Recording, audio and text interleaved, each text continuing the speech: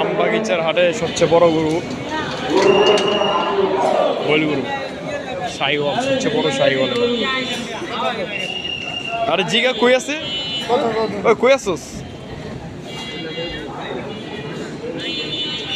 আর আমরা তো আমবাগিচা হাটে কোন থেকে তাল হাওয়াইছে জিগা ওরে কই আছে? জিগা পোস্তগুলা কিনতেছে।